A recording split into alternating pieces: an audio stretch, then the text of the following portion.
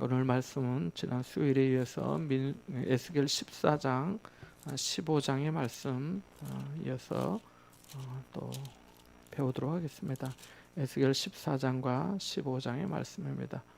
제가 가진 성경으로는 구약 성경 1167쪽입니다. 1167쪽 에스겔 14장, 15장 이어서 함께 보겠습니다. 함께 보겠습니다.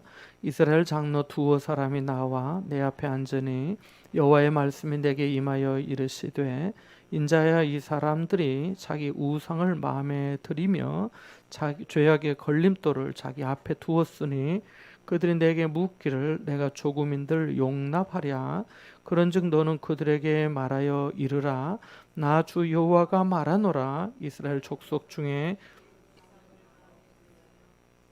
걸림돌을 자기 앞에 두고 선지자에게로 가는 모든 자에게 나 여호와가 그 우상의 수요대로 보응하리니 이는 이스라엘 족속이 다 그 우상으로 말미암아 나를 배반하였으므로 내가 그들이 마음 먹은 대로 그들을 잡으려 함이라.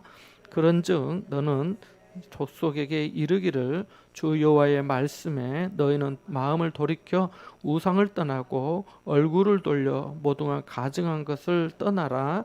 이스라엘 족속과 이스라엘 가운데에 거류하는 외국인 중에 누구든지 나를 떠나고 자기 우상을 마음에 들이며 죄악의 걸림돌을 자기 앞에 두고 자기를 위하여 내게 묻고자 하여 선지자에게 가는 모든 자에게는 나 여호와가 친히 응답하여 그 사람을 대적하여 그들을 놀라움과 표징과 속담거리가 되게 하여 내 백성 가운데에서 끊으리니 내가 여호와인 줄을 너희가 알리라.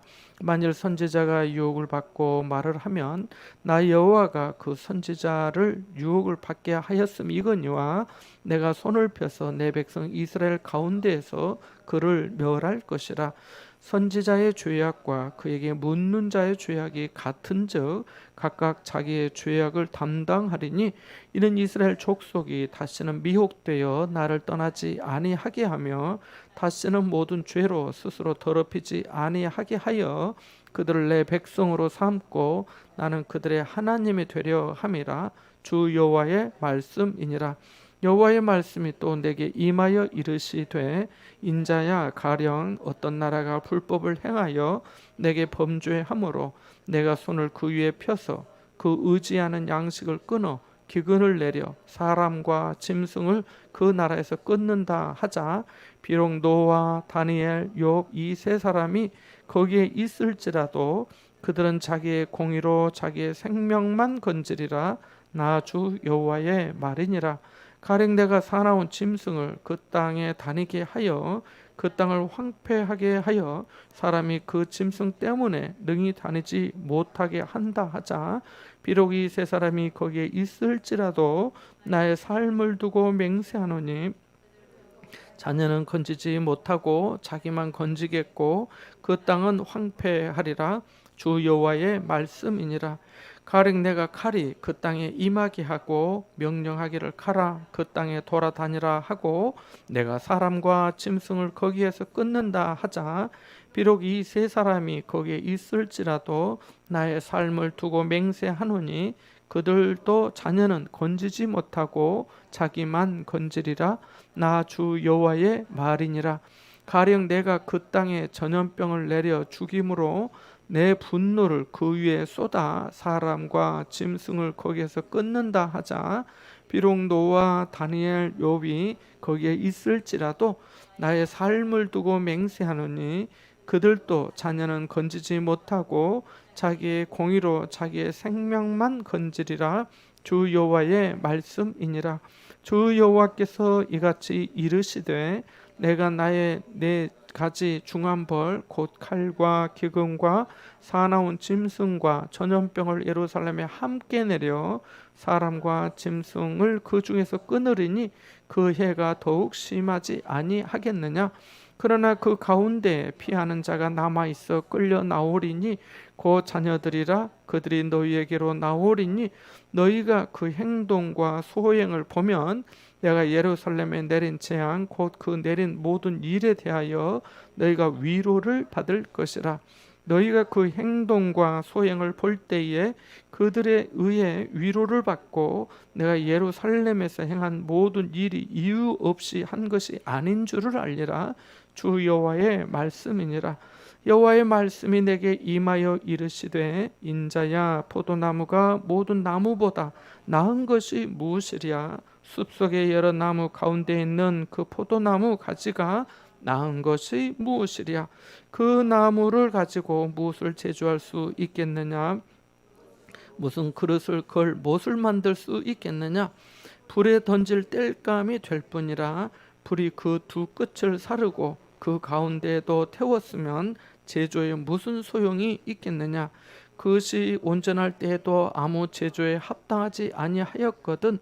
하물며 불에 살라지고 탄 후에 어찌 제조에 합당하겠느냐.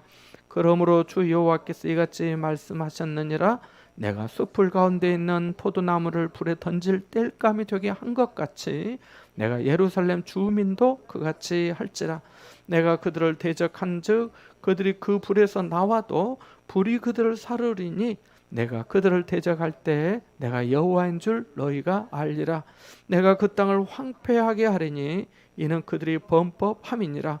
나 주 여호와의 말이니라 하시니라. 아멘.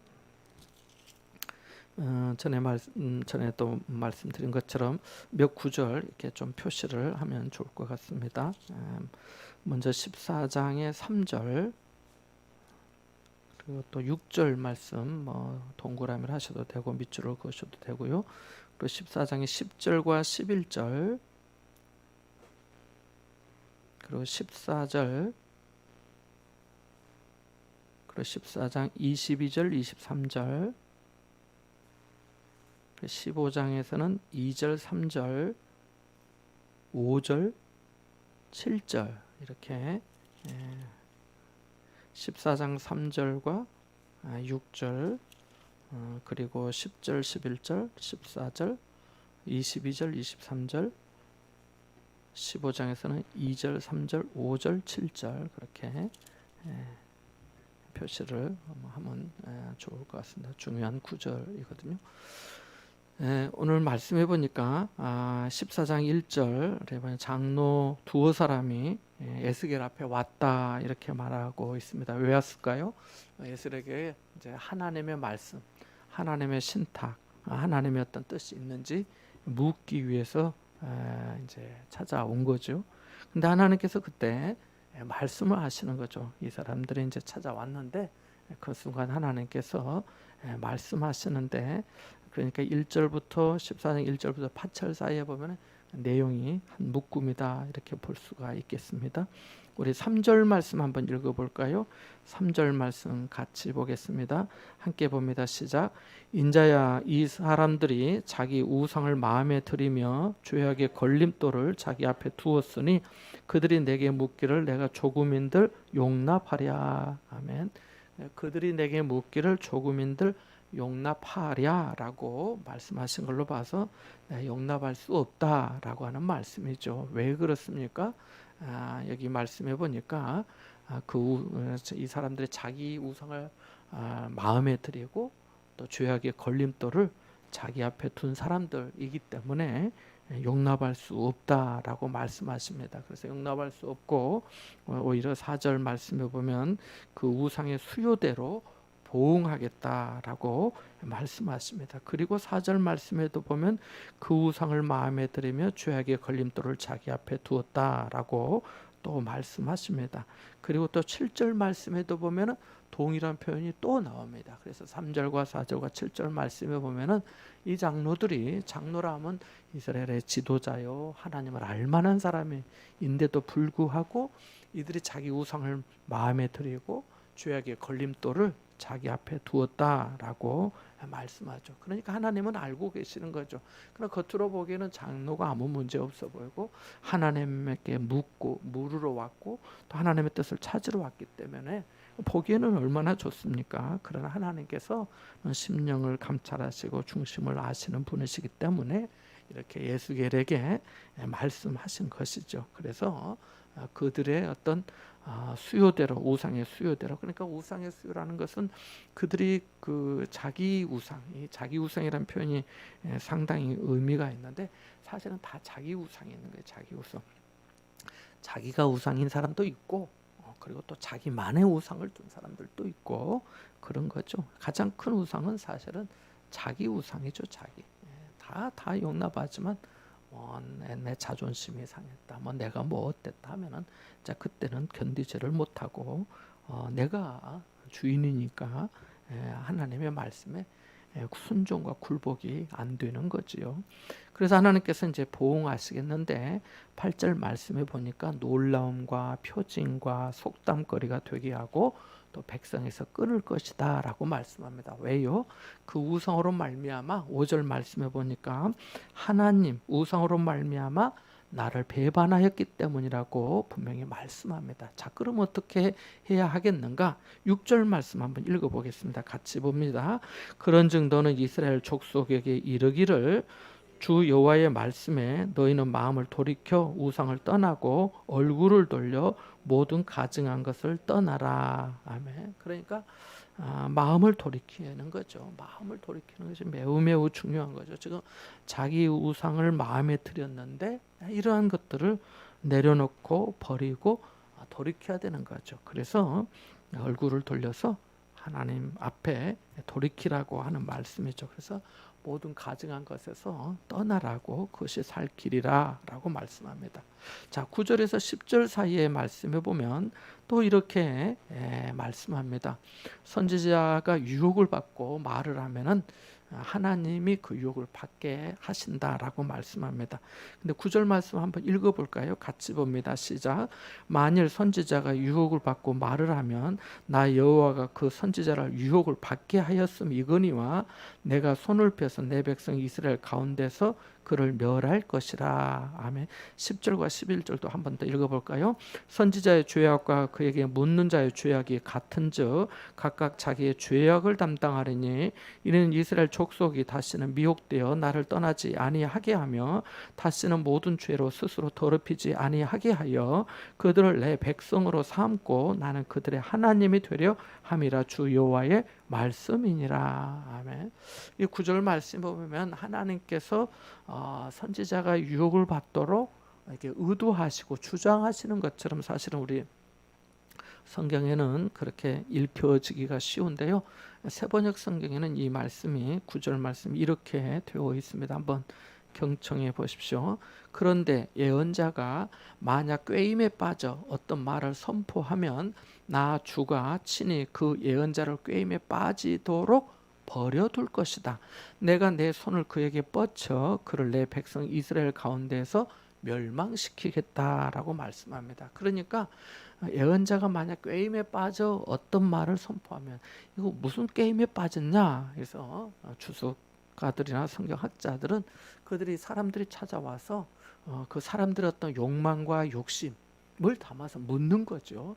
그리고 그 묻는 기대한 답을 해주면은 이제 어떤 대가가 있을 수도 있겠죠. 바로 그런 점들을 의미하지 않겠는가 이렇게 보고 있습니다. 그러니까 예언자가 만약 꾀임에 빠져서 그가 원하는 상대방이 원하는 어떤 말을 선포해주고 이것이 예언이다, 이것이 하나님의 말씀이다라고 한다면은 나 주가 하나님께서 친히 그 예언자를 꾀임에 빠지도록 버려둘 것이라는 겁니다. 왜냐하면은 그 사람이 이미 마음이 바르지 못하기 때문에 그런 뜻입니다. 그래서 정말 하나님께로부터 온 말씀, 하나님의 말씀을 전해주고 들려주고 해야 되는데 그 사람이 원하는 말을 해줌으로 말미암아 그의 사람의 어떤 상대방의 어떤 입장이나 또는 상대방을 기쁘게 하는 그런 또 말이 될 수 있기 때문에 그냥 하나님께서 빠지도록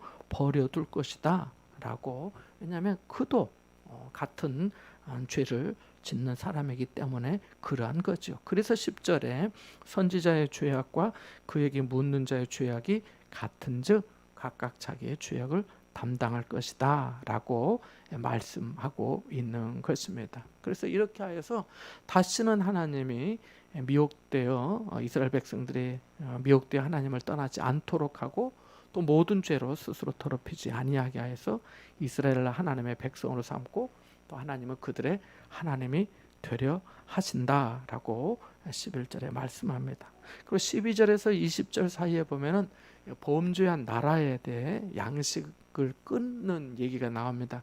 근데 세 가지 경우가 가령 해가지고 예를 들어서 설정하는 거죠. 가령 그렇다면 이런 거죠.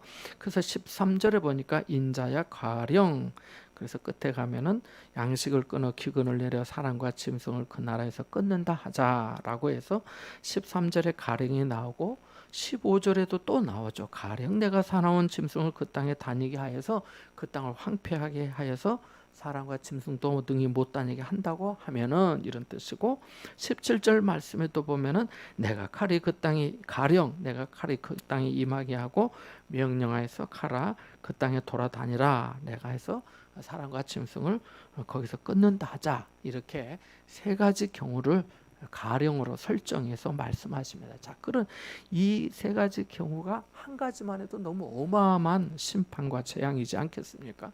감당할 수가 없지요. 뭐 정말 기근이 있어서 얼마나 힘들겠습니까? 너무너무 힘든 거죠. 또 짐승이 막 다니면서 황폐하게 된다면 기가 막힌 것이죠.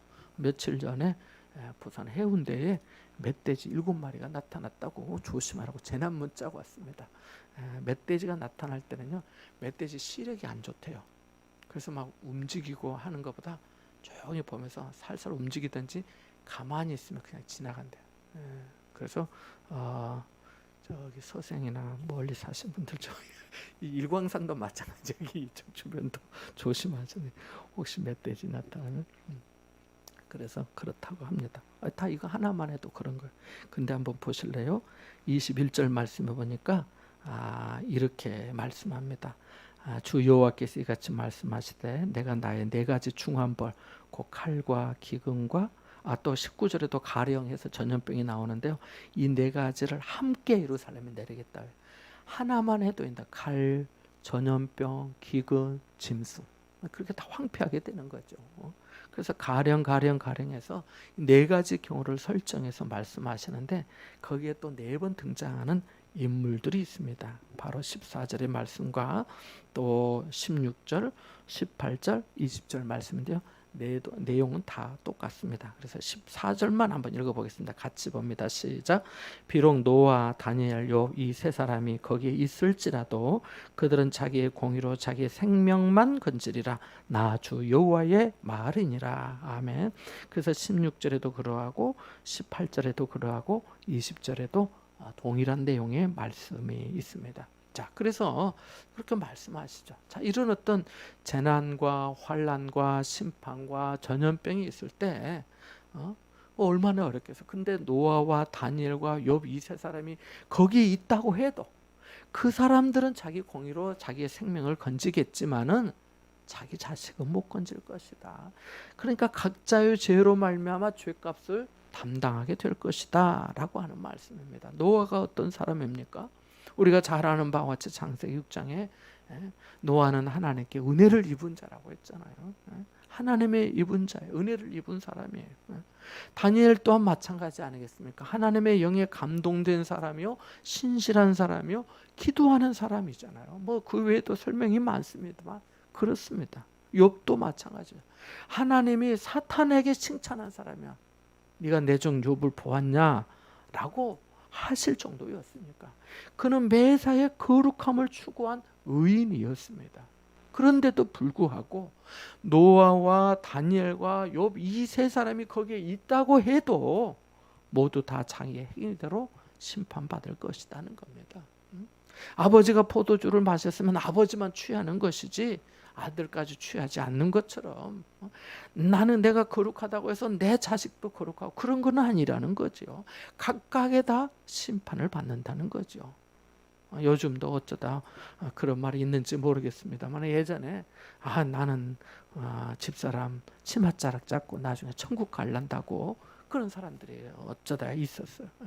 그냥 갈 수가 없죠. 안 잡히는데 어떻게 잡습니까? 치마가 안 잡혀요. 일단 모두 다 자기의 믿음을 고백해야 되는 거죠.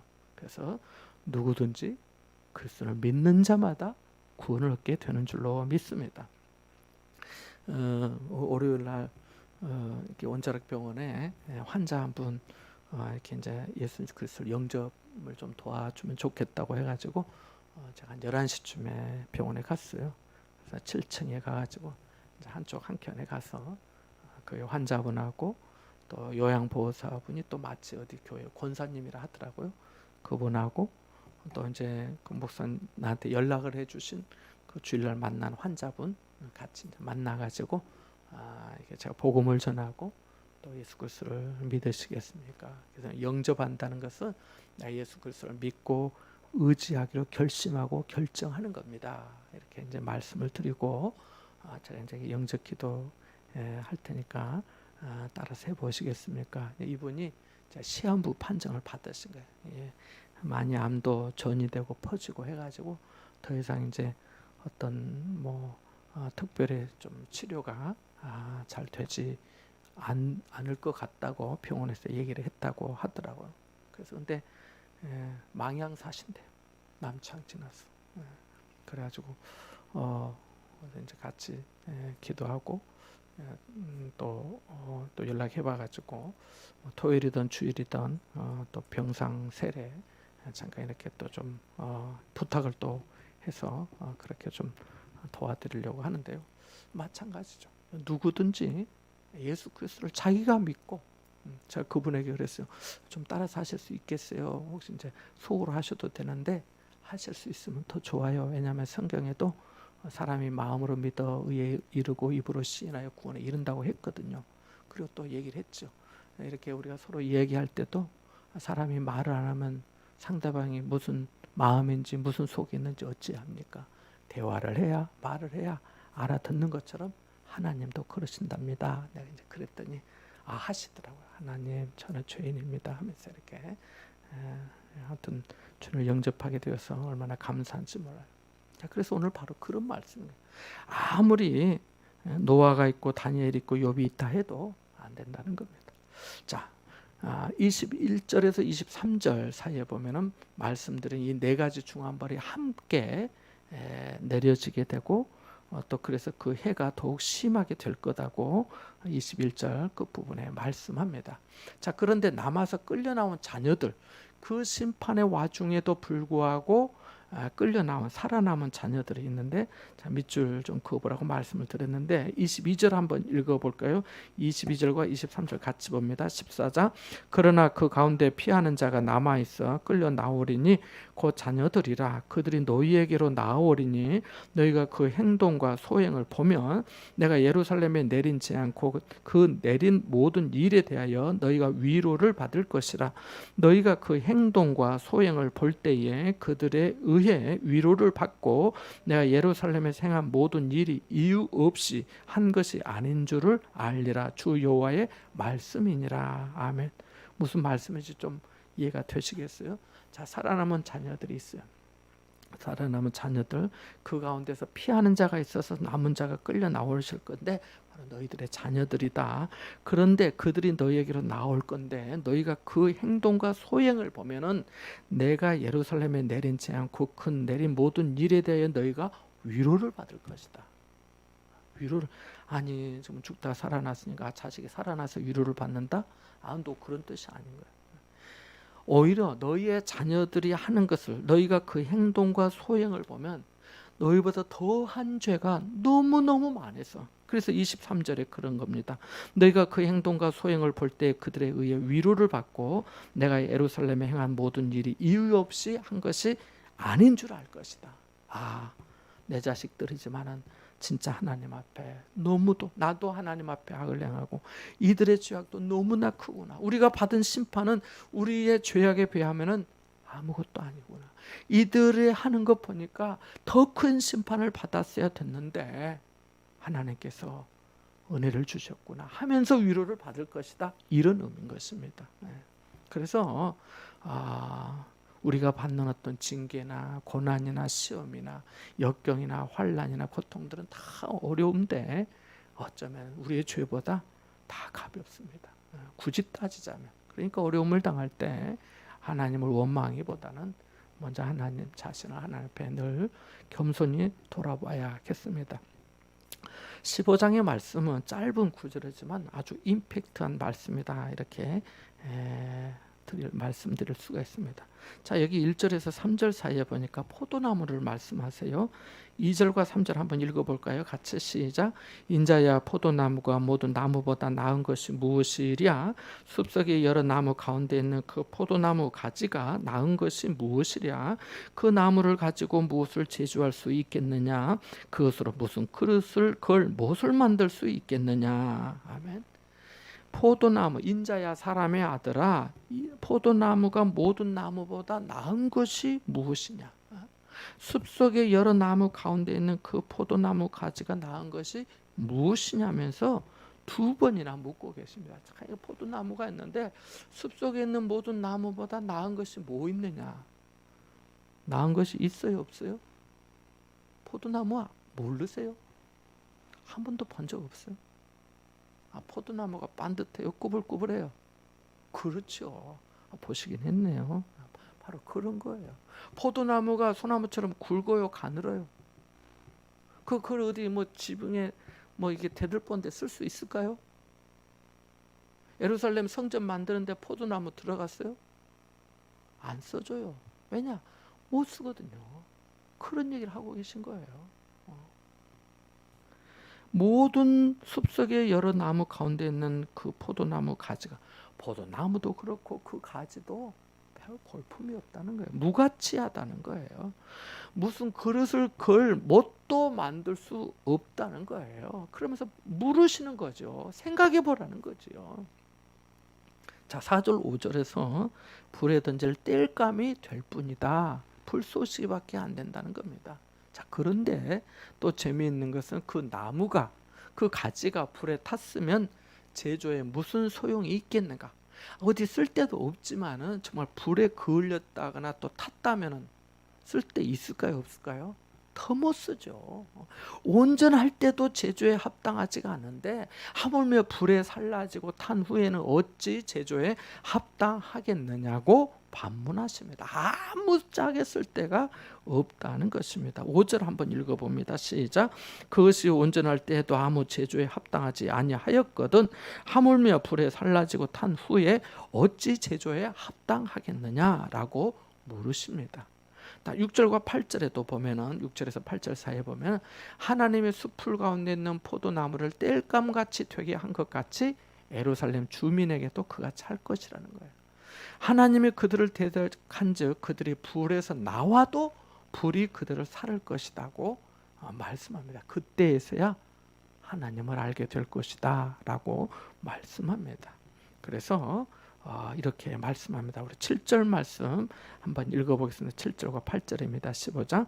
내가 그들을 대적한즉 그들이 그 불에서 나와도 불이 그들을 사르리니 내가 그들을 대적할 때 내가 여호와인 줄 너희가 알리라.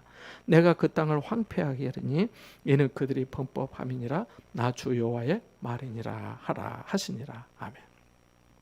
자, 그러면 한 가지 여쭤보겠습니다. 포도나무에는 어디가 쓸 데 있을까요? 포도나무에서 쓸 데 있는 건 뭐죠? 네? 그렇죠. 포도죠. 포도만 쓸 데 있는 거예요. 열매가 쓸 데 있는 거예요.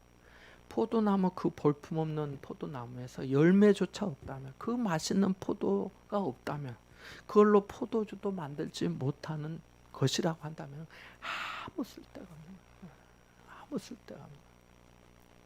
자, 오늘 본문에서 14장과 15장에서 걸쳐서 몇 가지 교훈을 다시 한번 정리하고 생각하면서 말씀을 마치고자 합니다. 첫 번째는 하나님은 기만하는 행위에 속지 않으신다는 것입니다. 14장 1절부터 8절의 말씀이 그겁니다. 그들이 에스겔 앞에 앉아서 물으러 왔지만 하나님이 다 알고 그 사람들은 마음에 드는 자기 우상부터 버리고 죄악의 걸림돌을 먼저 치워야 했던 것입니다.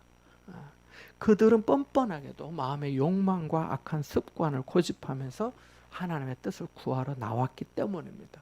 나의 기도와 예배가 혹시라도 하나님을 기만하고 모독하는 행위가 되지 않도록 삼가 두려움으로 조심해야겠습니다. 어떤 마음과 태도로 일상을 살아야 할지도 생각해 보아야겠습니다. 내가 뭐 하는 것처럼 그런 거 아니죠. 하나님은 그런 거에 속지 않으시는 거죠. 두 번째는 거짓 선지자뿐만 아니라 악한 의도를 품고 선지자에게 묻는 백성도 같은 죄로 심판하신다는 것입니다. 아까 14장 9절과 10절에서 보았죠. 거짓 선지자들은 백성의 욕망을 인정해주고 그들의 악한 손을 더 강하게 만들어 주었습니다. 손뼉도 마주쳐야 소리가 나듯이 거짓 선지자가 득세하는 이유는 악한 백성이 있기 때문이죠. 그래서 그들의 원하는 대로 해주니까 그랬던 거죠. 세 번째는 노아와 다니엘, 욥 같은 의인도 자기 자녀조차 구할 수 없을 것이라고 하는 이 메시지를 우리가 또 생각해 보아야겠습니다. 14장 12절에서 20절 사이의 말씀인데, 회개하지 않는 인생은 하나님의 심판을 면할 수가 없는 것이죠. 마지막 심판도 마찬가지입니다. 심판의 때가 되면은 부모의 의가 자식을 구할 수 없다는 것입니다. 각자 자기 믿음으로 주님을 용접하고 구원받는 것이죠. 아직 기회 있을 때 더 열심히 가족에게 복음을 전하고 또 11월 26일 새가족 초청 주일에라도 초대하고 초청해서 복음 듣고 예수 믿는 은혜 안에 함께 살도록 우리가 해야 될 줄 믿습니다. 네 번째는 내 고난도 크지만 다른 사람의 어려움을 통해서도 자신을 돌아보고 때로 위로받을 수 있더라는 것입니다. 여기에 오늘 그 대상이 바로 자기의 자녀들이었는데 14장 22절과 23절에 있는 말씀. 이거 너무너무 큰 고난이었죠. 기근과 또 칼과 또 사나운 짐승과 또 전염병까지. 이거 너무너무 큰 거죠. 그런데 내 자식들, 이 사람들 보니까 내가 이 당한 게 오히려 위로가 되구나 하는 거죠. 그래서 또 그런 것도 생각해 볼 수 있습니다. 진짜 중요한 것은 이후로 나오는 두 가지인데, 여기 다섯 번째는 내가 누구인가 하는 건 내가 누구인가 2절 말씀에 15장 2절 인자야 포도나무가 모든 모든 나무보다 나은 것이 무엇이랴. 저는 이 말씀에 내가 누구인가라고 하는 질문을 해보았어요. 내가 누구예요? 포도나무에 포도나무. 모든 사람보다 나은 것도 없고 나를 가지고 무엇을 하기도 어려운 존재 아닌가요? 우리가 하나님 앞에서 가져야 될 가장 기본적인 태도가 하나님 앞에서 자신의 무가치함이에요. 있을 데 없는 자. 모세는 호렙산 떨기나무 앞에서 자신이 무가치한 자임을 고백한 거지요. 다윗도 자신이 얼마나 무가치한 존재인지 고백하면서 내게 주신 은혜를, 너무나 무가치한데 내게 주신 그 거룩 무더기 가운데서 나를 일으켜서 이스라엘의 주권자로 삼으신 그 은혜가 너무나 커서 내게 주신 은혜를 내가 무엇으로 보답할 거라고 한 거 아니겠습니까? 바울이 뭐라 했습니까? 자신에 대해서 내가 죄인 중에 괴수라 했습니다. 그래서 나의 나 된 것은 하나님의 은혜라고 고백한 것이죠. 하나님께 쓰임받는 인생들을 보십시오. 다 그런 거죠. 주일학교 찬양 중에 써주세요 하나님, 써주세요 하나님. 어려도 연약해도 믿습니다. 저를 한번 불러볼까요? 써주세요 하나님, 써주세요 하나님. 어려도 연약해도 믿습니다. 하나님 절 부르시 모세처럼 다윗처럼 저를 크게 써주세요. 기도합니다. 찬양합니다. 써주세요 하나님. 저는 이 주일학교 찬양들이 너무 좋아요. 겸손하고 단순한 가사가 얼마나 은혜로운지 몰라요. 모세처럼 다윗처럼 저를 크게 써주세요. 기도합니다. 찬양합니다. 써주세요 하나님. 2절 끝부분에는 말씀 봅니다. 전도합니다. 써주세요. 하나님 그래 돼 있어요. 하나님이 불러주셔서 사람 됐고 하나님이 써주셔서 쓰임받는 것임을 잊지 말아야겠습니다. 포도나무는 열매를 얻는 용도 외에 뭐 관상용이나 목재로 쓸 수 없는 하찮은 존재예요. 포도나무는 막대기나 지팡이로도 못 써요. 투박하고 구부러져서요. 그럼에도 불구하고 하나님이 그 귀한 백향목을 택하지 않으시고 포도나무를 택해서 정성껏 돌보신 이유가 뭐겠어요? 열매를 바라셨기 때문 아니겠습니까? 이러한 명백한 사실관계를 망각하면은 나의 나된 것이 하나님의 은혜라고 말은 하면서도 교만하고 오만하고 교회를 어지럽게 할 수 있게 되는 것입니다. 스스로 죄의 걸림돌이 되는 것이지요. 그래서 포도나무의 가치는 그 열매로만 증명이 될 수 있는 겁니다. 지금 이곳에 나를 심고 돌보신 하나님이 바라시는 열매가 무엇일지 우리가 생각해 보아야겠습니다. 마지막 6번째 교훈은 쓸모없는 포도나무는 불태우신다는 것입니다. 이스라엘은 이미 여호야김 시대에 또 여호야긴 시대에 원수 바벨론의 침략으로 사실 반쯤 타버린 상태였습니다. 외양이 온전할 때에도 쓸모가 없는데 하물며 불에 탄 나무를 어디에다 쓰겠습니까? 소금이 짠맛을 잃으면 밖에 버려 밟히는 것처럼 열매 없는 포도나무는 땔감으로 불에 던져질 것입니다. 혹시 우리가 자주 은혜를 앞세우며 열매 맺지 못한 삶을 아무렇지 않게 그저 좋은 것처럼 그 자체로 좋은 것처럼 그 페인트 칠해가지고 그렇게 살고 있는 것은 아닌지 생각해 보아야겠습니다.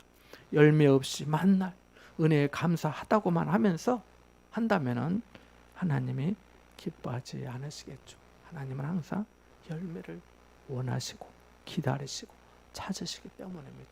우리가 하나님 앞에 열매 맺는 귀한 삶이 다 될 수 있기를 주님의 이름으로 축복합니다. 우리 같이 한번 하나님의 말씀을 기억하면서 기도하기를 원합니다. 또 저희가 함께